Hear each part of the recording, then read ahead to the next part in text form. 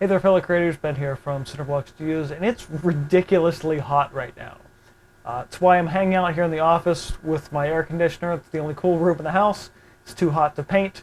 It's too hot to do much else. So I'm watching a documentary, watching some YouTube videos, and trying to sketch all at the same time. And I've been thinking about something that's kind of important, and it's how artists talk about their work. So this is How to Be an Artist part 13 or 14, I think now, whatever it says below. How to talk about your artwork. Stick around.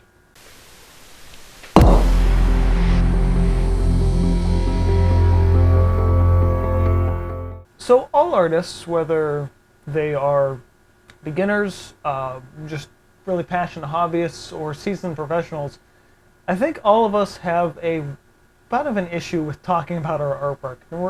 Most of us are probably really bad at it, at least from what I've found. It's really hard to find an artist that actually is not kind of confident but humble at the same time.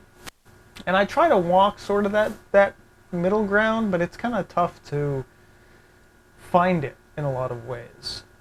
One thing you'll find with a lot of artists is either won't want to talk about their work at all, and I was sort of that way for a long time, because the way I heard it once is that I feel something about my work and you feel something about my work, but I don't want to influence what you feel about my work by telling you what I think about it. And I still kind of hold that sentiment a lot, but it's changed I've changed the way I've kind of presented it over the years. And I think for all artists, you need to, if you actually, I would say not even if you're trying to sell, you need to be able to talk about your work, at least to some degree, that you can explain to somebody if they ask, what is this piece about? Even if you had no intention going into it, you can at least make something up and sound intelligent about it. Around the same time people started asking me, I started coming up with little stories for all of my work. And those particular stories, if you follow me on Facebook or DeviantArt, you can actually see those with each individual piece going back, I think, maybe 2 years, I think is when I really started doing it, in terms of posting publicly with them. I don't post them on my website, though I probably should, to accompany each piece. Because especially with a lot of my pieces that hang in my local gallery space with my art collective, those little stories get lost a lot of times. So I'm not really telling those stories until either I'm meeting somebody one-on-one talking about the piece, or if they go and find the piece online. But talking about your work in that way is really, really important. Not just to create a story in your piece, but to be able to explain sort of in layman's terms to anybody what it means, or even explaining to another artist what your piece means and where you go about it. One thing I used to do, and I've gotten away from this, I don't really do this anymore. People are like, well, why'd you paint this? And I'm like, I don't know, I thought it looked cool. That's not a good thing to say, because people just kind of go, okay, and then they walk away. Because you've essentially ended the conversation with them by saying so.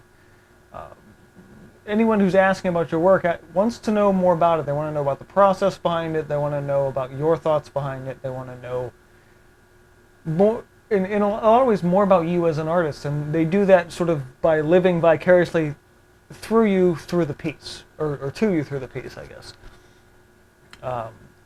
Art in most circumstances is it's a form of entertainment.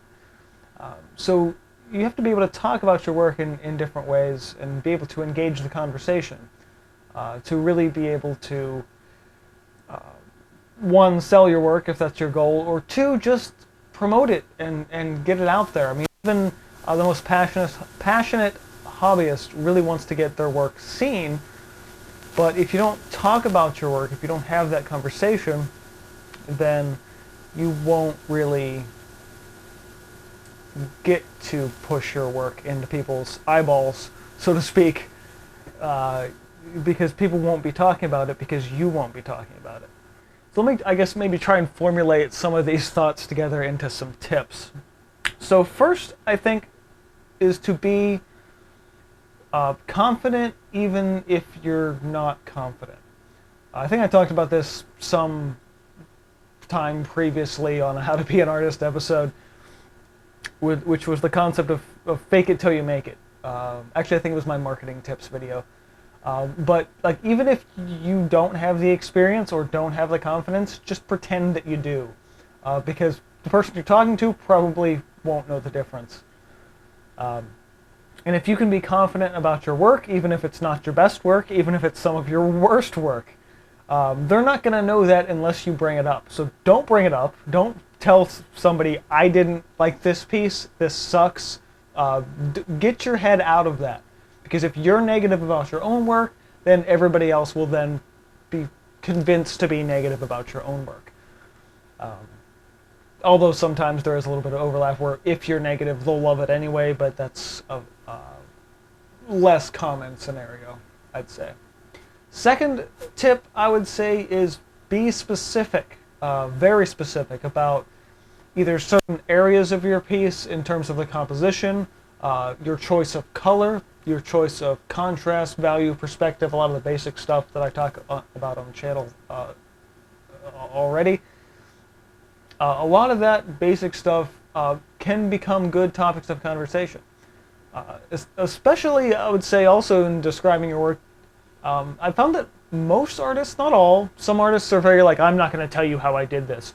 But most artists want to tell you how they made the piece. Especially if they know they're talking to another artist, whether that be a young aspiring artist or just another passionate hobbyist or fellow professional. They're like, how did you do this? I'm like, oh yeah, let me tell you. Being able to really describe your process to people, you will find that that's interesting to a lot of people, even if they're not creative people themselves. Although, you know what, I will say that everybody is creative, just in different ways. The next tip kind of goes hand in hand with what we're sort of already talking about, and that's to tell a story. Whether that's the story of how the work was created, what's the story of the composition, what's in the piece, or the story of the character if you're doing figure work, or actually even if you're doing abstract work. I mean, I feel like every piece kind of has a story to it, whether or not that was intentional or not. So if you're going to talk about your work specifically to other people in a setting other than online, IRL is usually better for having that conversation. You need to be able to kind of create a little story for the piece to be able to tell people, and that's really important. Now, in thinking about story, one thing that, and this depends a little bit on how you sort of go to present your piece and at the end of everything, but your title can tell the story. And I've talked about this before on the channel before, but I think if I was like turning to one of the pieces and like, hey, well, tell me about this piece. I'm like, okay, well, this is the title. This is kind of what I was thinking about it, and you know, like whether I go into process for another artist or if I go into this is sort of the story behind it. Like starting with the title and then going from there, I think is really kind of an important way to start conveying that story. So that's actually all I can think of right now. I'm sure there's something I'm forgetting, but if I'm thinking about presenting my work, whether that be online or in a gallery and talking to people in real life and having that conversation, it's be confident, be specific about the stuff in your work, and tell a story by sort of going about whether that be the story of how you made the piece, the materials you used, the specific idea you had for the story of the composition, or the feelings or emotions that your figure or subject has in the piece, or something for even a more abstract sense, what you were feeling going through the piece. A lot of artists will work very emotionally through paintings, and that's a big part of that story.